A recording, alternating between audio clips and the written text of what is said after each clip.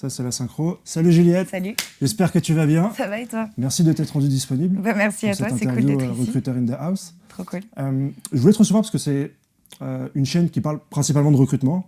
Et j'ai fait un échange avec toi, parce que tu m'as prospecté un petit peu pour venir chez Cotton Square. Ouais. Et j'ai vraiment apprécié ton discours en ce qui concerne la parité entre les hommes et les femmes. Et j'ai décidé de faire une interview pour creuser un peu plus et pouvoir diffuser un peu ton discours, ton message, ton combat même, je dirais. Ouais, c'est un combat. Au plus grand nombre. J'ai plusieurs questions à te poser aujourd'hui, mais déjà, la première, est-ce que tu pourrais déjà te présenter, qui tu es, c'est quoi ton parcours? Du coup, donc je m'appelle Juliette, enchantée. Ravie d'être là ce soir. Écoute, aujourd'hui, moi j'ai commencé du coup à l'université, à la Sorbonne, en école de management, parce que je savais pas ce que je voulais faire et que j'étais un peu paumée, un peu pluridisciplinaire et à la fois excellente nulle part. Et du coup, j'ai fait l'école de management de la Sorbonne et après, j'ai fait un master entrepreneuriat à Dauphine, parce que je viens d'une famille d'entrepreneurs, donc c'était un peu naturel finalement d'aller vers cette voie-là. Et puis, du coup, je me suis un peu perdue pendant mon stage de fin d'études dans un grand groupe, du coup. Tu faisais quoi chez eux? De l'événementiel, parce que j'ai commencé à faire pas mal d'événementiels. J'organisais notamment, je créais des escape games, donc je faisais des trucs un peu autour du jeu. Ah, sympa. Et j'aimais bien, c'était hyper créatif, mais en fait, je me suis vite rendu compte que l'aspect grand groupe était pas forcément le plus adapté pour moi. Et donc, du coup, je suis partie chez Willa, l'incubateur pour les femmes entrepreneurs, le plus gros incubateur européen là-dessus. Okay. Et du coup, j'étais community builder. Donc, en fait, c'est un métier qui existe depuis même pas 10 ans, qui est tout simplement l'animation d'un réseau. Métier qui a explosé, en fait, avec le Covid, où la distance a créé, en fait, cette envie de rejoindre une communauté et de s'identifier à une communauté, d'avoir envie d'appartenir à une communauté. Et j'ai créé ça, en fait, pour les femmes chez Willa. Donc là, mon objectif, c'était de développer une communauté avec les alumni pour créer, en fait, des synergies entre les anciennes femmes entrepreneurs et les nouvelles, pour leur éviter tout simplement de perdre du temps ou de faire des erreurs, ou même d'ailleurs de progresser ou de lever des fonds, par exemple. Et c'est via Slack? C'est quoi? C'était des meet-ups? C'était comment? C'était des événements, c'était des meet-ups, c'était avec un petit budget parce que c'est une association, donc c'était un peu compliqué. Mais l'idée, voilà, c'était vraiment de créer du lien et de faire en sorte que les femmes puissent se rencontrer sur des problématiques communes. Typiquement, la levée de fonds revient souvent, mais même la construction d'un business model ou encore tout ce qui va être du sales, par exemple. Donc, en fait, je crée des liens entre les femmes alumni et même, en fait, développer au sein de l'incubateur des liens entre ces femmes qui ne se parlaient pas forcément. Le fait d'être entrepreneur, c'est souvent quelque chose de très solitaire. Donc là, l'objectif, c'était tout simplement de les mettre en relation et de leur montrer qu'elles n'étaient pas seules et qu'au sein même d'un même lieu, il y avait la possibilité de créer du lien. Et en fait, je suis passée par là juste après que Caroline Ramad parte, donc la fondatrice de 15 Tech. Et suite à ça, j'ai développé une start-up pour The Family dans le sales et le recrutement. Donc, quelque part, j'étais déjà un petit peu un pied dans l'univers du recrutement et de l'humain, en tout cas. Et là, du coup, j'ai essayé de placer des sales dans des entreprises. Et ces sales-là, j'ai essayé d'identifier leurs principaux pains pour derrière créer en fait une communauté de sales où j'ai organisé des événements pour eux. Donc tu avais déjà cette double casquette, création de communauté et recrutement. Exactement. Et en fait, tout est assez lié finalement. Cette communauté, elle vient servir à un but. Et donc moi, elle venait m'aider en fait à faire en sorte que les sales que je plaçais soient encore meilleurs dans leur métier, se sentent d'autant plus légitimes et grandissent et montent en compétences tout en développant leur réseau de sales parce que le sales, c'est quand même beaucoup de réseaux. Il y avait un aspect business aussi, créer une communauté pour pouvoir créer un réseau, apporter du business. C'était ça. Et du coup, c'était évidemment derrière faire en sorte d'aller chercher plus de sales et ensuite de les placer. Donc c'était un peu un cercle vertueux qu'on mettait en place. C'est là où je me suis dit en fait que les communautés venaient aussi servir souvent l'aspect business en fait. Il y a pas mal de personnes qui le font d'ailleurs, c'est hyper intéressant. Et ça, c'était avant le Covid? Ça, c'était avant le Covid. Ok, d'accord. Et pendant le Covid, ça s'est pas très bien passé du coup. Et puis l'activité a vachement ralenti, notamment sur le recrutement. On sait tous que c'était une crise.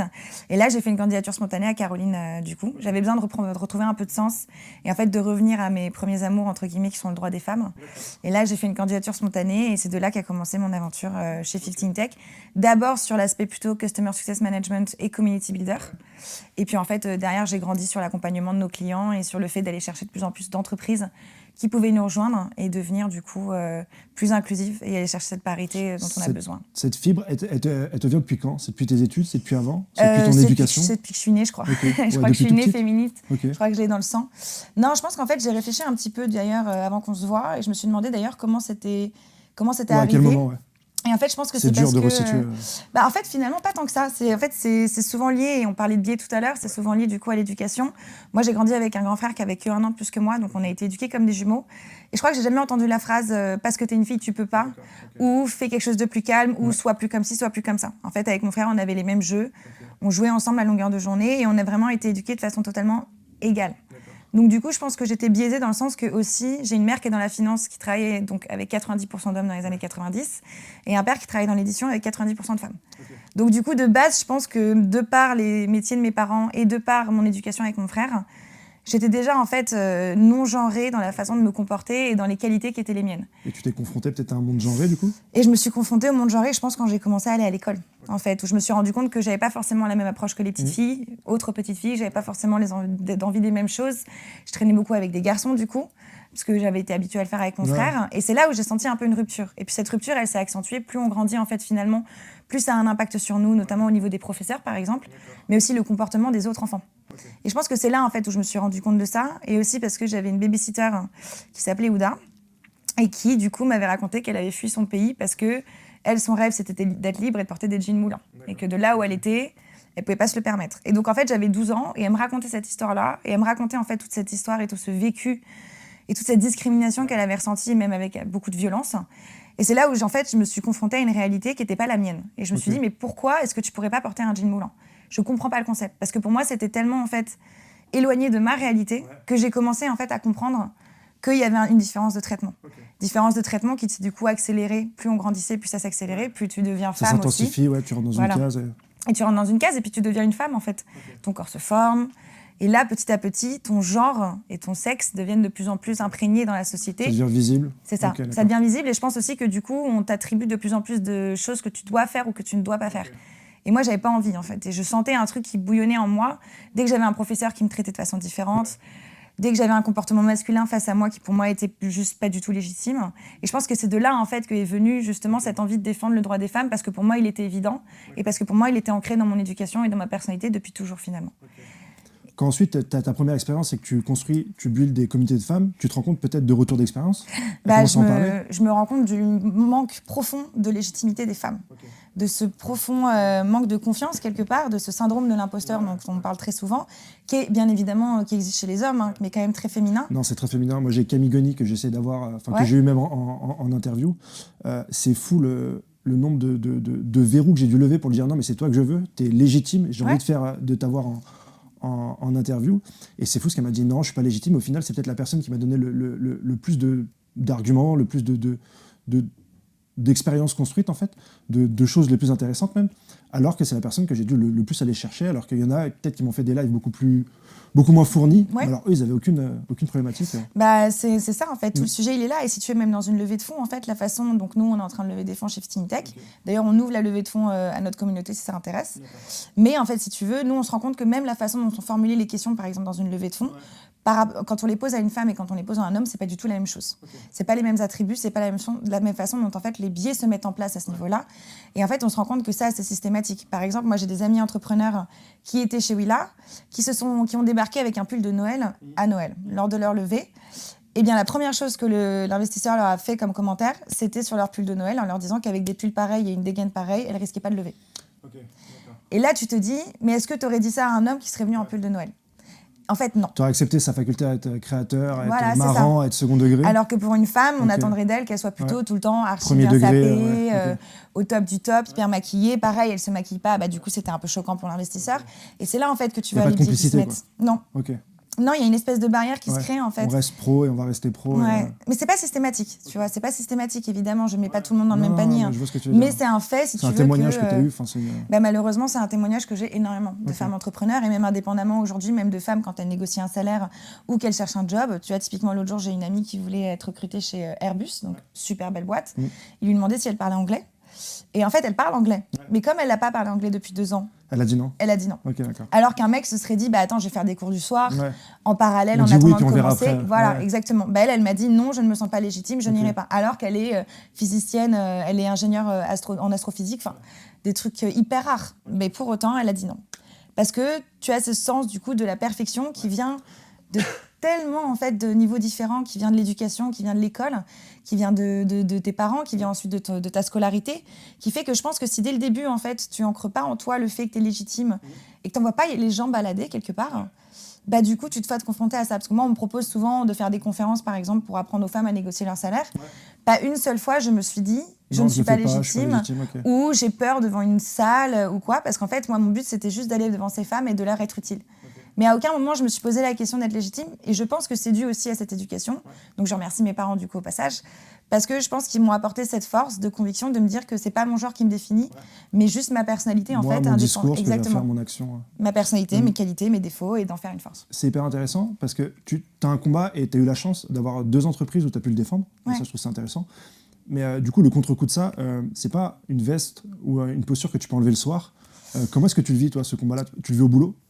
Tu le vis, j'imagine, chez toi? Dans ta famille, ça va, t'es préservé, heureusement. Ouais. Mais comment tu fais pour pas avoir un ras-le-bol Bah, comment tu gères ça, en fait? J'essaye, la séparation pro-perso, est-ce qu'on peut dans il n'y a pas vraiment de séparation. Je dirais que en fait, c'est ça un peu le souci, entre guillemets, c'est que c'est ancré tellement en toi que du coup, c'est difficile de s'en départir. Ouais. Et finalement, je ne sais pas vraiment si j'ai envie de m'en départir, mais du coup, par exemple, typiquement, quand je vais avoir des lectures, là, en ce moment, je suis sur Sorcière de Mona Chollet, qui est un superbe livre, bah, je vais essayer aussi de compléter, typiquement, avec des livres historiques ou autres, ou des trucs qui me font kiffer, pour justement essayer de couper à travers mes activités ou autres, pour pas devenir totalement obsessionnel du sujet. Parce que c'est un peu toujours le cas quand tu t'attaques au développement durable ou ce genre de choses, et à toutes ces causes-là qui te portent au quotidien, c'est comment tu fais la scission. Et la scission, elle se fait parfois en forçant un peu le trait. Je pense. Après, quelque part, je peux pas m'en départir. Par exemple, l'autre jour, j'étais en soirée avec un copain qui est responsable de travaux. Donc, il est, je sais plus comment on dit... Conducteur de travaux. Constructeur de travaux.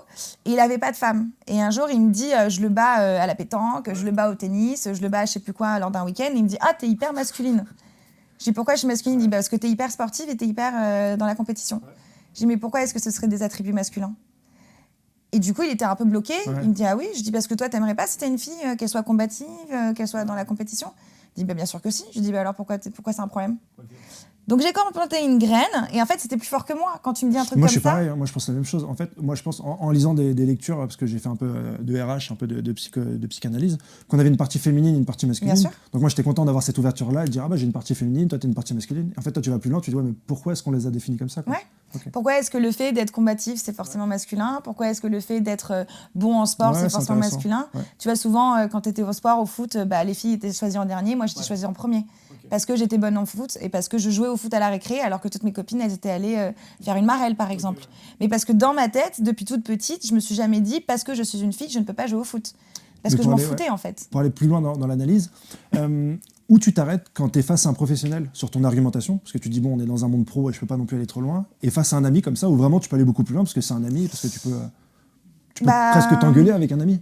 Je peux m'engueuler avec mon ami, mais je pense que ça desservirait ma cause si je m'engueulais avec lui. Du coup, moi, j'essaye une autre stratégie. Au début, j'étais un peu énervée, on va dire. En plus, je suis assez tonique comme personne, donc voilà. Donc au début, j'étais un peu énervée, et je me suis rendu compte que ça ne passera jamais. Okay. Que ce soit, peu importe le sujet que tu traites, si tu y vas par l'énervement et l'agressivité, tes arguments ne seront jamais entendus. Okay. Donc du coup, moi, dans ces cas-là, je préfère plutôt planter une graine. Et typiquement, cet ami-là, maintenant, il m'a dit, l'autre jour, il est venu me voir, il m'a dit, Juliette, je voulais dire, en soirée, j'ai recruté une maçonneuse. Okay. Et du coup, j'ai recruté une nana à l'électricité. Et du coup, en fait, tous les gars sont hyper contents d'avoir un peu de femmes dans l'équipe. Ouais. Donc du coup, elles ont attiré d'autres femmes. Et donc du coup, j'ai assaini mon équipe au niveau des mecs et je les ai repris sur ce qu'il fallait dire, pas faire, etc. Parce que je me suis rendu compte de leur comportement. Okay. Et donc, cette petite graine que j'ai plantée il y a 1 an, en lui parlant un peu de ses attributs féminins, masculins, petit à petit, ça a fait son chemin. Et en fait, je préfère planter des graines aux bons endroits plutôt que de passer par l'agressivité qui ne sera jamais entendue. Et te battre de face à, tu dis, ouais, déjà, si tu as fait naître chez lui une idée ou une perception ou une intuition. Ouais. Okay. C'est ça, parce qu'au final, cette petite image de pourquoi est-ce que je pourrais pas être sportive, par exemple, quand il va faire du sport et qu'il va se retrouver face à une fille, par exemple, du coup, potentiellement, qu'il va se dire « Attends, elle est hyper bonne au tennis, en fait ». Parce qu'on peut être bonne au tennis. Parce qu'en fait, et du coup, ça va créer chez lui un cheminement qui ne s'était pas fait avant. Et c'est là, en fait, où je pense que c'est le plus important, c'est que c'est peut-être plus long de le faire comme ça, mais je pense que tu es mieux entendu en laissant traîner des petites graines et en plantant des petites graines partout, que d'aller dans le frontal, où du coup, tu passes en plus pour une féministe extrémiste, et où souvent, d'ailleurs, on va nous cataloguer comme ça. C'est-à-dire que moi, du coup, dès que j'arrive, évidemment, si j'ai des copines et que je suis avec des copains et que les filles vont volontairement se lever de table et débarrasser, tous les garçons vont dire « Attention, Juliette !» Et du coup, il y a de l'humour par rapport à ça? Il y a de l'humour. Du coup, il y a beaucoup de légèreté. Après, moi, je suis dans un groupe qui est globalement... Enfin, mes amis sont globalement très ouverts d'esprit. Mais si tu veux, du coup, j'ai été cataloguée comme la féministe. Et souvent, ce qui va à l'encontre de notre cause, c'est quand on est catalogué d'extrémiste dans notre vision des choses. Donc nous, ce qu'on essaye toujours de dire dans ce qu'on fait chez Fitting Tech, ou même moi, dans la façon dont je positionne un peu mes mots, c'est de dire qu'on est là pour rééquilibrer la balance, remettre les choses au même niveau. Remettre l'église un peu au milieu du village, si tu veux. Et pas essayer justement de faire de la discrimination positive, de recruter une femme parce que c'est une femme, de mettre une femme dans un comex parce que c'est une femme, mais au contraire pour ses qualités et bien évidemment son genre derrière. Mais d'abord pour ses qualités et ses compétences. Et c'est ça en fait le travail qu'on fait. Et c'est ça en fait le travail que j'essaye de faire, qui du coup est inné, mais qui du coup m'apaise aussi en le faisant passer par beaucoup plus de douceur que d'agressivité. La rencontre entre toi et 15 Tech, comment ça s'est fait du coup, tu peux m'en parler ensuite du coup, j'ai rencontré, j'avais jamais rencontré vraiment Caroline Ramad, la fondatrice, mais je la voyais passer sur LinkedIn. Et quand j'étais dans mon job pendant le Covid, ça s'est pas hyper bien passé. Et donc, du coup, j'ai commencé à me dire, bon, il y a un truc à faire avec les femmes dans la tech. Je vais faire une candidature spontanée. Et j'ai fait une candidature spontanée, on s'est rencontrés. Et en fait, on a passé 1h30 au téléphone à parler de tout et de rien. Et c'est ça. Ouais. Et Caroline, elle est profondément convaincue de cette cause. Et ça l'anime aussi, je pense un peu comme moi, ça vient du ventre. Ouais, ça remonte et ça boue, quoi. Ouais. Et du coup, justement, qu'est-ce que tu en fais de ce bouillonnement ? Est-ce que du coup, tu le passes par de l'agressivité et de l'extrême ? Ou au contraire, est-ce que tu essaies de faire quelque chose de positif et de sensibiliser ? Et donc, du coup, on a eu cette conversation. Et c'est de là où elle m'a dit, par contre, tu commences en freelance, alors que j'étais en CDI avant. Okay. On essaye de lever des fonds, donc tu prends un risque. Okay.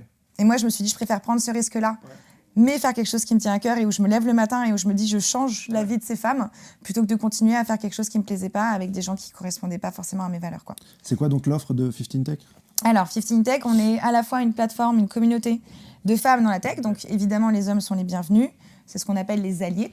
Okay. Donc, et même les personnes qui ne se définissent pas en fonction d'un genre aussi. Okay. Et donc, en fait, cette communauté, ça permet aux femmes, si tu veux, de se retrouver entre elles, donc de développer leur réseau professionnel, chose que les femmes ne font pas encore assez. Donc, il faut les encourager à le faire et leur donner aussi les billes pour le faire. Vous avez un Slack, vous avez un truc Non, et en fait, elles peuvent se connecter entre elles. C'est un peu comme un LinkedIn, si tu veux, des femmes dans la tech, elles peuvent se connecter. Si tu es data scientist junior, tu peux voir qu'il y a des data scientists seniors et tu peux leur envoyer un message pour créer une relation. Okay. Et après, ça se fait par email. Et elles continuent ensuite leur conversation hors de notre spectre. Ensuite, on les fait monter en compétences. Donc là, typiquement, tu vois, le 23 et 24 novembre, on fait un bootcamp sur la négociation salariale.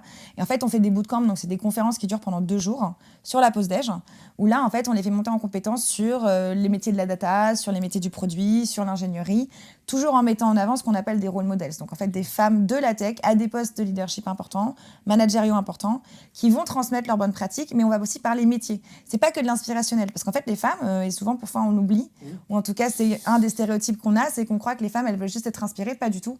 Les femmes de la tech, elles aiment le concret et elles aiment parler de la tech. Donc, on leur parle aussi de la tech. Et donc, ces bootcamps-là, les font monter en compétences. On a aussi des articles et des contenus pour leur mettre en avant des histoires, des parcours et les inspirer. Et leur montrer tout simplement qu'on est un safe place et que ces femmes sont légitimes, et leur montrer d'autres femmes qu'elles peuvent ensuite contacter. Et le dernier pan, et ça c'est ma responsabilité avec celle de Caroline aussi bien sûr, c'est celle de recruter des entreprises qui veulent être plus inclusives, qui veulent avoir une meilleure parité de genre au sein de leur équipe tech. Donc quand je parle de tech, c'est vraiment data, produits et ingénierie. Et là, en fait, on met ces entreprises en relation avec un vivier de talent féminin qu'on a. Et tu as une plateforme de sourcing qui peut être intégrée avec des ATS comme Lever ou Greenhouse, par exemple, pour aller directement à la source et contacter ces femmes en direct. Parce que les femmes ne candidatent pas. En fait, si tu veux, une femme candidate que si elle coche 120% de la fiche de poste. Ouais. C'est un peu ce que je te disais tout à l'heure, finalement, si tu veux, c'est que si elles ne sont pas parfaites pour le job, elles n'y vont pas. Donc nous, l'idée, c'est de leur dire, OK, si elles ne viennent pas aux entreprises, les entreprises viendront à elles. Okay. Et moi, mon job derrière, c'est d'une part de sélectionner ces boîtes, donc on ne travaille pas avec n'importe qui. Okay. Il faut avoir mis des actions en place, actions qui correspondent à ce que les femmes veulent, comme l'égalité salariale qui passe par une grille salariale, comme l'évolution professionnelle dans l'entreprise qui est structurée, qui est normée. C'est pas juste t'es mon pote, on boit des bières le samedi soir, du coup je te fais monter en compétence sur Engineering Manager, par exemple, ce qui se passe beaucoup dans la tech. La flexibilité, pour garder un équilibre vie pro-vie perso, parce que c'est là en fait où le bas pêche, pour les femmes, la maternité et ensuite le fait d'être parent. Ce qu'il faut savoir, c'est que tu as 70% des femmes qui s'occupent encore du foyer et des enfants. D'accord. Et que ça a été creusé en fait par le Covid. Au final, tout est lié, quoi. Tout est lié. Okay. Pour pouvoir en fait donner aux femmes la chance de se positionner dans la tech et de grandir dans la tech, il faut aussi mettre des actions en place qui les rassurent sur l'entreprise qu'elles vont rejoindre, parce que souvent elles ont été malheureusement victimes de toxicité ou de sexisme ou de discrimination. Et donc pour éviter qu'elles se confrontent à nouveau à ce plafond de verre et qu'elles finissent par partir de la tech, c'est quand même une femme sur 2 qui quitte la tech au bout de 8 ans. Ah, je savais pas ça. Ouais, c'est 50%. Au bout de 8 ans. Ce qui correspond à peu près, si tu veux, si tu regardes les âges au moment où tu as un enfant. D'accord. Okay. Et bah du coup, pour éviter ça et pour éviter cette fuite de talent-là, on leur dit quelles sont des entreprises qu'on a sélectionnées, donc ça c'est mon job et pour le moment j'ai pas eu de plainte, mais de les sélectionner et de les mettre dans des entreprises où elles seront bien, où elles seront traitées normalement, où elles pourront grandir, monter en compétences, que ce soit sur des tech skills, que ce soit sur le management, avec le salaire qui va avec. Et bien évidemment, par exemple, si tu as un enfant, maintenir ton salaire pendant que tu es enceinte, quand tu reviens, du coup, potentiellement avoir un 4/5e. Donc en fait, accéder à cette flexibilité qui permet aux femmes, du coup, d'avoir une vie professionnelle équilibrée, une vie personnelle équilibrée et donc de pouvoir rester dans la tech. Et du coup, c'est quoi tes freins aujourd'hui, toi ? Toi qui prospectes, toi qui es en direct avec ces entreprises-là ? Je dirais que la diversité de genre, notamment aujourd'hui où on est en situation de crise quand même, il faut le dire, notamment pour les startups scale-up, je pense que tu le sais, le recrutement est un petit peu difficile. Ouais, ça va être compliqué là. Ouais, c'est compliqué, ouais. Et ça va être là encore vous le pour ressentez longtemps. aussi, parce que c'est une partie ouais. de votre business. Ouais. Bah justement, et c'est là où tu vois en fait, et c'est toujours ça qui est intéressant dans les crises, c'est qu'en fait, la diversité et l'inclusion, c'est un nice to have, c'est pas un must have. Ce que ne comprennent pas les entreprises, et c'est aussi le message que j'ai envie d'envoyer, c'est que c'est un must have parce que d'ici 2025, tu auras 90 millions de jobs en Europe, 75% c'est de la tech. Donc en fait, même si tu prends que les meilleures écoles d'ingénieurs, etc., il n'y aura pas assez de talent. Ouais. Et s'il n'y a pas assez de talent, il va falloir aller chercher dans d'autres types de viviers. Et donc des viviers divers, des écoles de reconversion, etc., etc. Et donc toutes les entreprises aujourd'hui qui, même si elles ne recrutent pas, continuent de se concentrer sur la diversité et l'inclusion, c'est les entreprises demain qui vont attirer les nouveaux talents et aussi les nouvelles générations qui sont hyper sensibles à ça. Voilà. Concurrentiel à ce moment-là. Exactement. Okay. Et donc, si tu veux, moi aujourd'hui, ce qui me fait le plus de mal, si tu veux, là où je galère le plus, en fait, c'est d'avoir des entreprises qui me disent la diversité et l'inclusion, c'est bien, mais ce sera uniquement quand on recrute à balle. Sauf qu'en fait, non, tu dois t'en occuper dès le début. C'est le genre de réponse que tu as ? Ouais. Ok. C'est un nice to have. C'est cherry on top, si tu veux. Parce que la grande problématique, je crois, c'est que tout le monde est d'accord avec ton combat et avec tes idéaux, mais ensuite, quand il s'agit de mettre des choses en place, là, tu as quelques freins. Tu as des freins. En fait, si tu veux, nous, ce qu'on dit toujours, c'est que c'est le top management qui doit montrer l'exemple et donner cette lancée.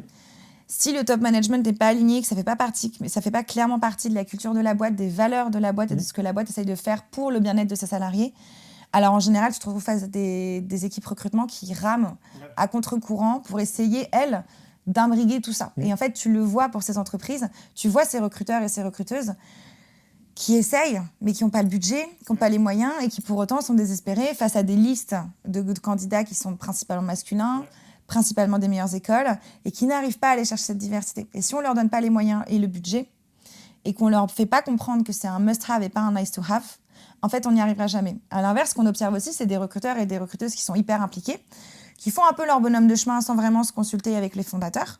Sauf que derrière, quand les candidates, ou même candidates femmes ou d'origine diverse, montent dans le processus de recrutement, ils se retrouvent systématiquement face aux managers. Et là, les biais rentrent en compte. Et là, du coup, on a fait tout ça pour rien. Parce que les managers n'ont pas été sensibilisés, parce que les managers ne comprennent pas la valeur ajoutée de diversité dans leurs équipes, notamment tech.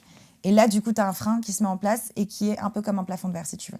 Si on parle des quotas, tu serais pour ou contre les quotas, toi ? Moi, je suis plutôt pour, malheureusement, quelque part. Moi, j'ai beaucoup de managers qui sont contre. Et même moi, pour l'instant, avec le peu de réflexion que j'ai sur le sujet, je serais d'ordinaire contre. Ouais. Parce que je pense qu'aujourd'hui, au niveau des quotas, on ne peut pas recruter des personnes parce que ce sont des femmes. Non. On doit recruter par rapport à des compétences. Mais c'est quoi, toi, ton avis ? Alors justement, nous, c'est toujours ce qu'on dit, et c'est ce que je disais tout à l'heure. Nous, on est là pour équilibrer la balance. Dans le sens que si tu as une équipe où tu as 30 mecs et que tu as un candidat et une candidate qui sont en process, si la candidate est aussi bonne que le candidat, tu prends la candidate.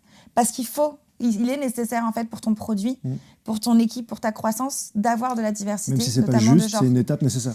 C'est une étape nécessaire. Après, si tu as un candidat masculin et un candidat féminin, et que la femme n'est pas bonne dans son métier, tu vas pas la prendre. Parce que là, justement, tu tires une balle dans le pied. Nous, ce qu'on veut, c'est que tu rééquilibres la balance avec les bons talents, bien sûr. Mais si tu as des talents qui sont divers, mais qui sont pour autant pas à la hauteur, si tu les recrutes de ton côté déjà, tu tires une balle dans le pied par rapport à la culture que tu veux transmettre et tes valeurs. Mais pour le candidat, c'est horrible. Parce qu'en fait, il a été recruté uniquement pour ce qu'il représente, de par sa diversité, son origine sociale ou autre, et non pas pour ses compétences. Donc nous, ce qu'on dit toujours, c'est que à compétences égales, recrute une femme si tu as un manque de femmes dans ton équipe ou une personne diverse, et pas un homme de grande école, etc. Donc pas le stéréotype qu'on connaît tous, on va pas se le refaire.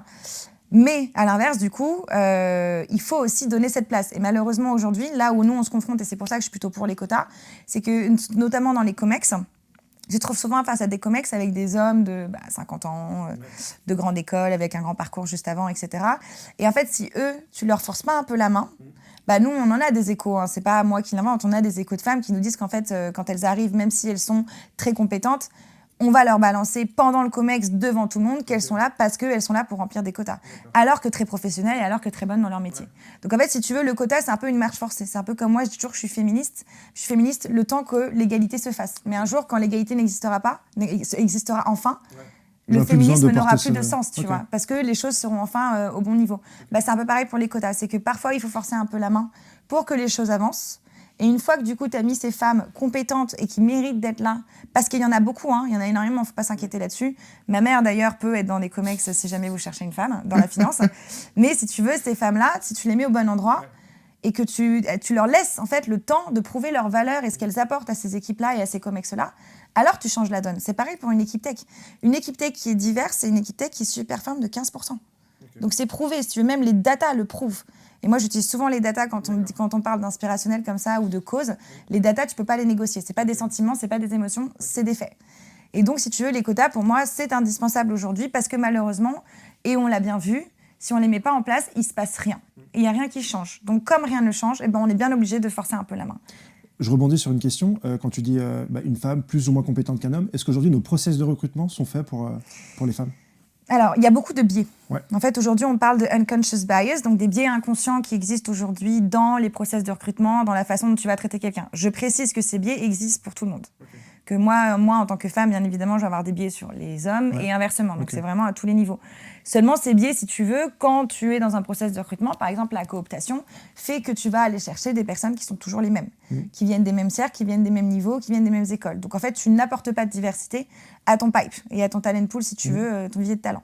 Donc, en fait, l'idée, c'est que, selon moi, ces biais sont indéniablement dans les process de recrutement. Donc, pour aller chercher et enlever ces biais, il faut, par exemple, et ça, c'est quelque chose que nous, on recommande beaucoup à nos managers et à nos recruteurs, une femme systématiquement dans le process de recrutement. Pourquoi ? Parce qu'une femme rassure. À l'inverse, tu vois, je te donne un exemple de chez Fifteen Tech. Nous, notre head of talent, c'est un garçon. Et quand il est arrivé, il n'y avait qu'un homme dans l'équipe et que des femmes. Lui, il nous a dit...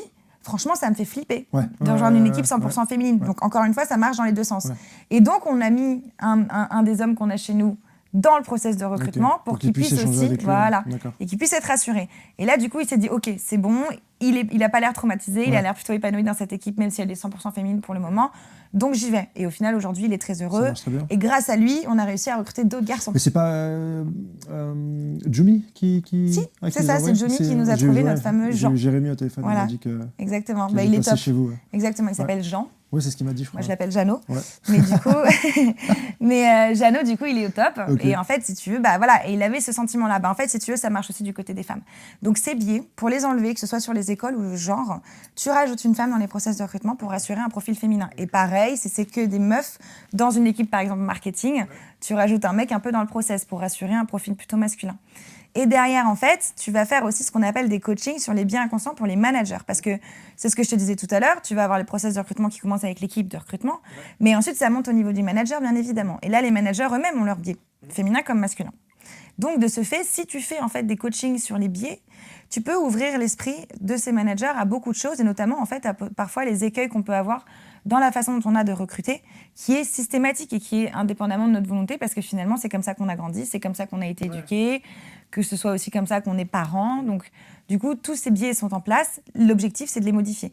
Et là, aujourd'hui, ils sont concrètement ici. Nous, par exemple, et c'est ce que je t'expliquais, dans ce qui est des technical tests, tu as des biais qui ont été identifiés. Par exemple, nous, ce qu'on identifie, parce qu'on suit un peu les process de recrutement de nos candidates, c'est que tu as beaucoup de candidates dans certaines équipes et dans certaines boîtes, mais pas toutes. Systématiquement, elles peuvent avoir 7 ans d'expérience et avoir géré 30 personnes dans leur équipe précédente. Il y a systématiquement un drop des profils féminins au niveau du technical test. Et en fait, on s'est rendu compte, et ça c'est un fait, et c'est quelque chose qui a été étudié aussi, qu'il existe des biais dans les technical tests, souvent rédigés par des hommes. Et je pense que quelque part, si tu fais la même chose du côté féminin, en marketing ou autre, je pense que tu dois avoir la même chose et que tu dois avoir ces biais qui, du coup, pour un homme, seront plus compliqués d'accès, si tu veux, seront moins accessibles, parce que ces biais sont constamment là. Donc, en fait, ce biais dans le process de recrutement, il faut qu'il soit observé. Et typiquement, nous, ce qu'on dit, c'est pareil pour une offre d'emploi, par exemple, une offre de job. Quand tu rédiges une offre de job, tu la fais relire par un homme et par une femme, indépendamment l'un de l'autre.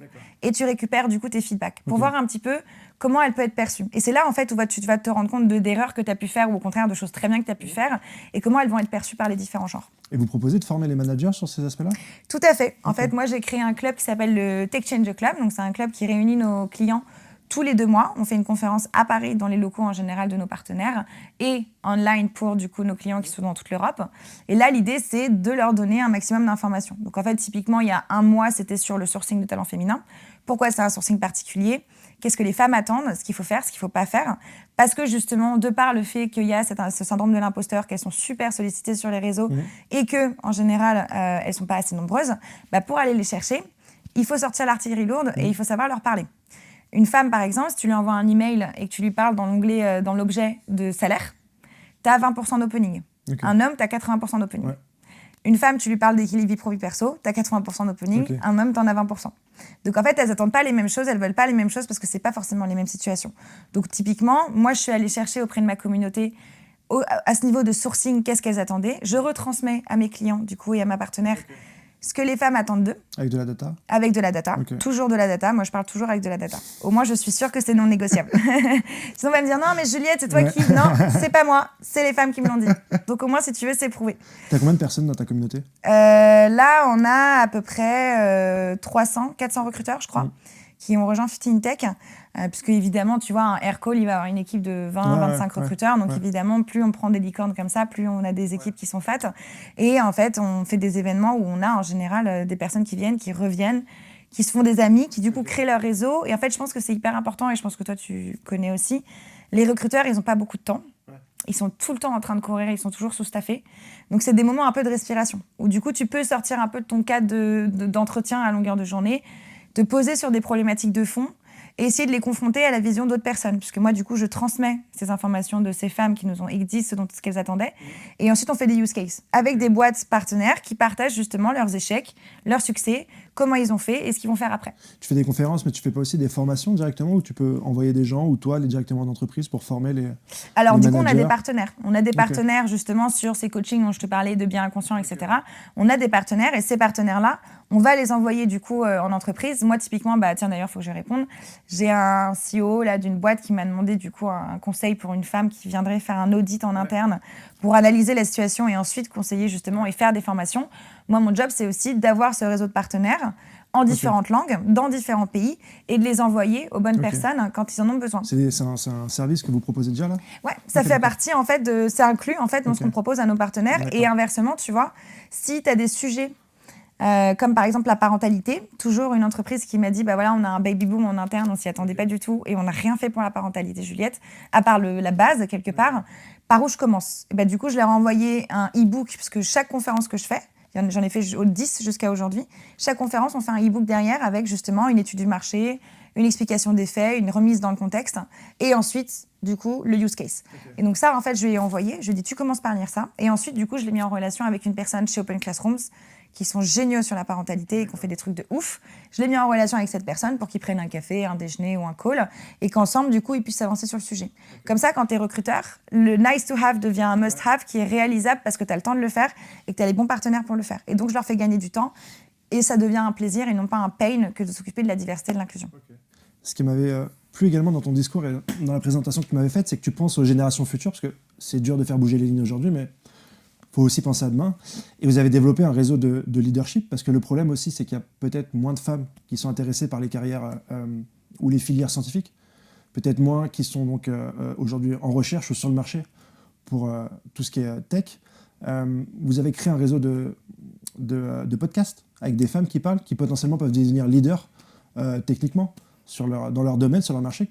Ouais. Comment vous êtes arrivé à cette conclusion-là et comment ça a évolué ? Parce que tu m'as dit que ça avait évolué. Alors, juste avant, je te reprends sur le fait que les femmes ne sont pas intéressées. En fait, tu as 57% des femmes qui sont en fait dans les filières mathématiques et scientifiques. Okay.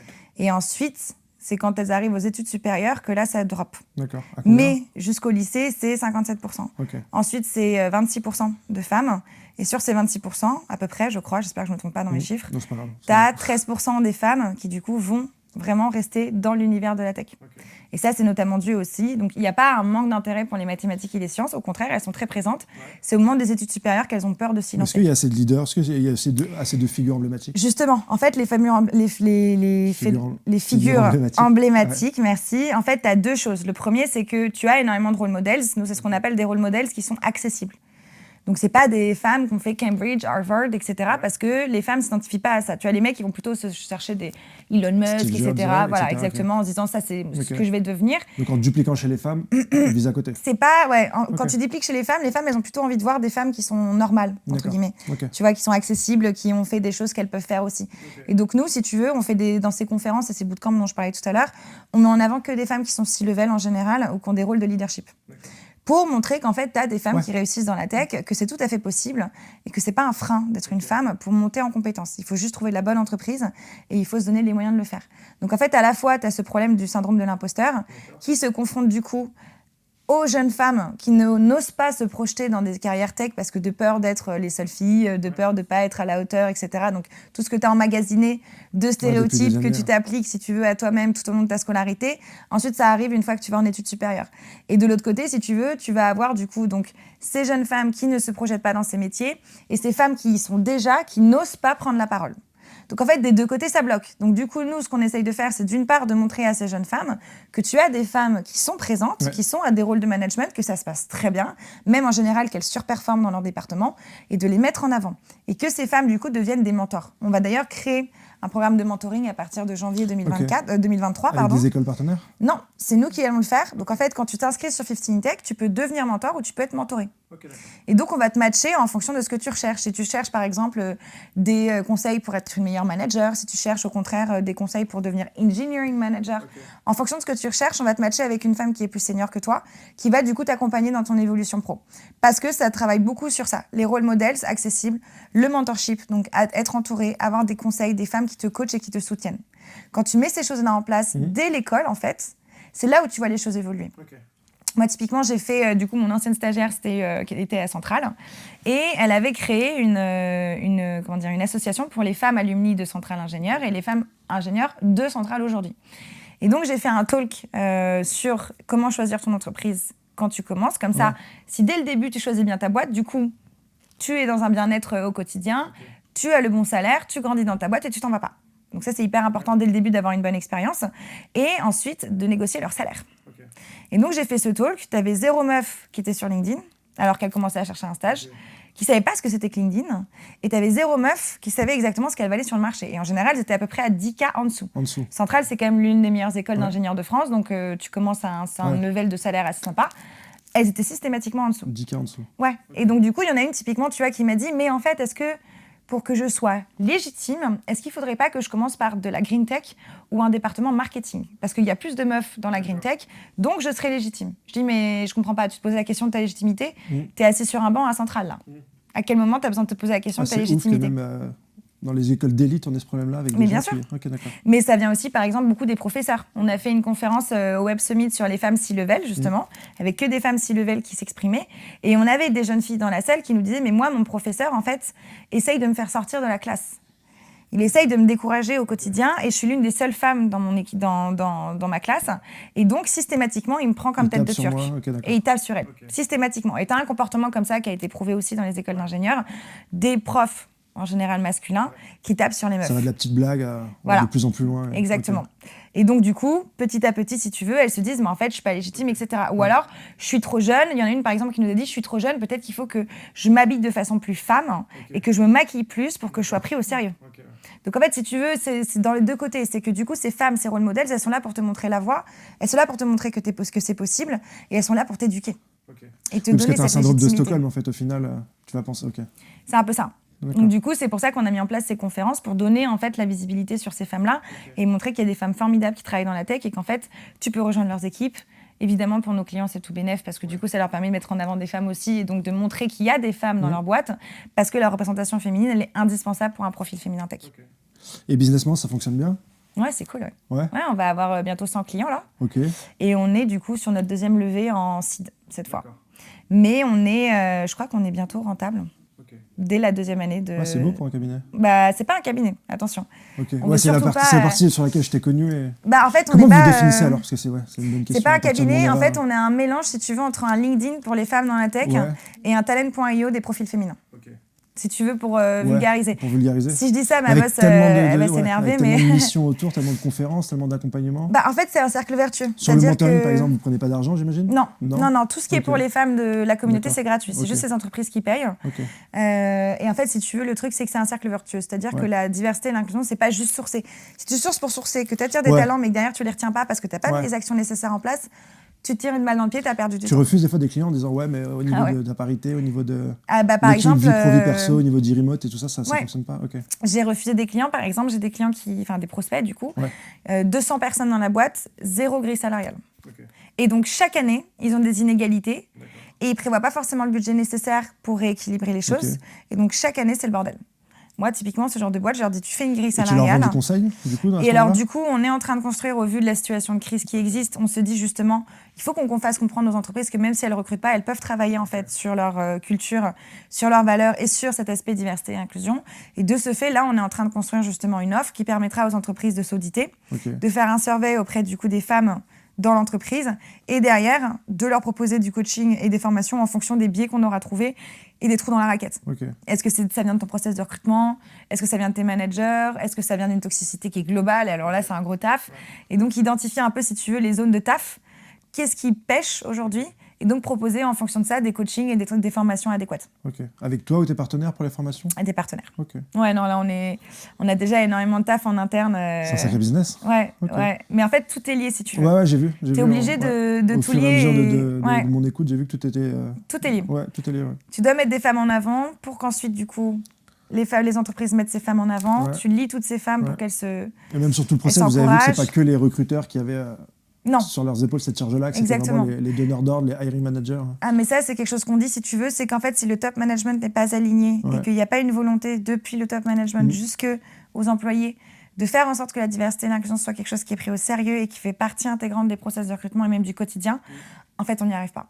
Si c'est que les RH qui nous contactent et qui sont prêts, eux, à faire les bonnes choses, en fait, ils vont systématiquement se retrouver face à un plafond qui est celui des managers qui ne veulent pas recruter ces profils-là. Et donc, au final, on n'a pas servi à grand-chose parce qu'on ne peut pas les aider si en interne, le travail n'est pas fait. C'est pour ça que moi, je n'ai pas de problème à dire à une entreprise, non, en fait, vous n'êtes pas prêts. Donc voilà ce que vous allez faire. Évidemment, je ne les laisse pas tout seul. On a créé ce qu'on appelle le Gender Score. C'est un questionnaire que tu passes qui permet exactement de répondre en fait aux 4 grands piliers qui sont les 4 grands piliers de 15 Tech pour les entreprises, l'égalité salariale, la flexibilité, etc.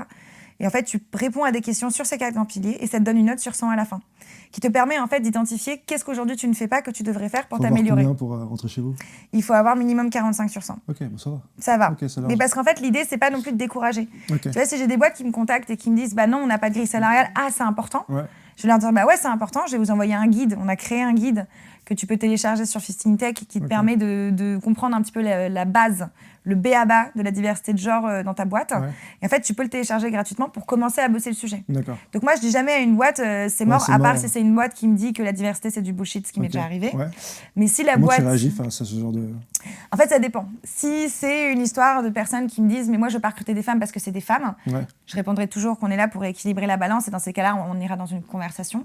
À l'inverse, ça m'est déjà arrivé, j'ai des gens qui me disent que la diversité, c'est du bullshit et que si on ouvre la porte du coup aux femmes. Alors après, qu'est-ce que ce sera? Le LGBTQ+, et puis après, qu'est-ce que ce sera? La fenêtre ouverte à toutes les portes.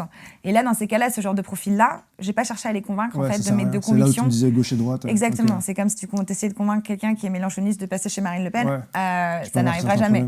Ou alors, c'est des histoires politiques, mais là, c'est plus compliqué. Voilà. Mais du coup, si tu veux...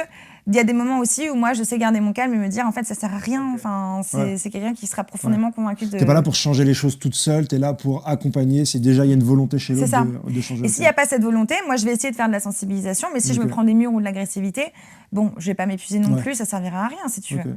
J'essaierai de planter mes graines. Donc moi, je plante mes graines, ça marche pas, on verra. Ça se trouve, cette boîte va me rappeler dans un an et me dire, bon, bah voilà, notre produit s'est écroulé, on a besoin de femmes dans notre équipe, on s'en est rendu compte, désolé, qu'est-ce qu'on peut faire maintenant? Et moi, je fermerai jamais la porte à une boîte qui a envie de mieux faire. Jamais. J'essaierai toujours de leur donner des conseils et de leur dire, bah voilà, faites ça et revenez vers moi. Là, typiquement, il y a un mec qui a créé une boîte à Berlin, des Français. Ils m'ont appelé, ils m'ont dit, voilà, Juliette, on est 6 fondateurs, on est que des mecs, comment on fait? Donc, du coup, je leur ai donné des conseils. Ils ont fait un post sur LinkedIn suite à mes conseils qui a récolté plus de 300 commentaires et 3000 likes ou je sais pas quoi, en disant, bah voilà, on a parlé avec Juliette, elle nous a dit d'être transparente sur les réseaux, on va l'être, on n'est que des mecs, comment on fait pour attirer des femmes? Mesdames, rejoignez-nous. On a besoin de ça, on a besoin d'aide pour construire cette culture parce qu'on veut qu'elle soit là depuis le début, depuis le jour 1. En fait, tu as énormément de femmes qui leur ont répondu « c'est trop cool ce que vous faites, vous avez bien raison ». Vaut mieux être hyper transparent dans le fait que tu n'es pas parfait. Moi, je t'aiderai dans ces cas-là et je t'aiderai à progresser. Mais si je vais à l'encontre de tes convictions et que tes convictions, elles sont ancrées comme quoi la diversité, c'est du bullshit, c'est pas mon job de m'épuiser, d'épuiser ma salive, si tu veux, à convaincre quelqu'un qui sera jamais convaincu. Pour moi, c'est bon pour cette interview. Ouais, c'est beaucoup plus dense. C'est beaucoup plus dense que ce que je pensais. Putain, tu m'as ouvert énormément. Ouais. Non, c'est génial. Tu as plein de sujets, tout se recroise, c'est cyclique. Ça va avec tes convictions et ton énergie. Je pensais pas avoir un truc aussi complet. C'est vrai ? Ouais, j'ai fait que de t'écouter. D'habitude, je relance, je suis obligé de faire des blagues, machin truc. Et là, écoute, j'étais le premier spectateur de ma propre interview. One woman show. Ouais, franchement, je suis impressionné. Écoute, je suis super ravie. Ton combat. Merci. À la prochaine. Merci beaucoup. Ouais, c'était trop cool. Et puis à très bientôt. À très bientôt. Ciao. Ciao.